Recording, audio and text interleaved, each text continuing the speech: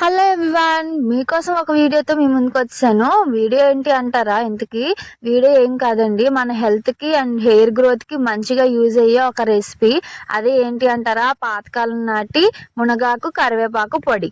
ఈ పొడిని వేడివేడి అన్నంలో నెయ్యి వేసుకొని తింటే దాని రుచి ఎంత అద్భుతంగా ఉంటుందో మీకు తెలుసా? అలాంటి ఈ పొడిని ఎలా చేసుకోవాలో చూపిస్తాను. అలాగే మన ఛానల్ ని సబ్స్క్రైబ్ చేయడం మర్చిపోకండి. వీడియోలో చూపిస్తున్నట్టుగా స్టవ్ మీద కళాయి పెట్టుకొని కొంచెం ఆయిల్ అయితే వేసుకొని ధనియాలు, జీలకర్ర, ఎండుమిర్చి, పల్లీలు కూడా వేసుకొని లైట్ గా ఫ్రై చేసుకోవాలి. మంచిగా ఫ్రై అయిన తర్వాత ఒక ప్లేట్ లో తీసుకొని చల్లారనివ్వాలి. అలాగే మునగాకు, కరివేపాకు కూడా మంచిగా వాష్ చేసుకొని పక్కన పెట్టుకున్నాం కదా, దాన్ని కూడా తీసుకొని కళాయిలో కొంచెం ఆయిల్ వేసుకొని ఫ్రై చేసుకోవాలి. కరివేపాకు ఎక్కువ వేసుకోవాలి, మునగాకు తక్కువ వేసుకోవాలి, లేదంటే చాలా ఎగటుగా ఉంటుంది. ఇప్పుడు ఇది కూడా మంచిగా ఫ్రై అయిన తర్వాత రెండింటిని ఒకదాని తర్వాత ఒకటి మిక్సీ పట్టుకొని పొడిలా చేసుకుంటే మన రెసిపీ అయితే తయారైపోతుంది. ఇంకెందుకు ఆలస్యం, మీరు కూడా ట్రై చేయండి, కామెంట్ చేయండి. Bye bye.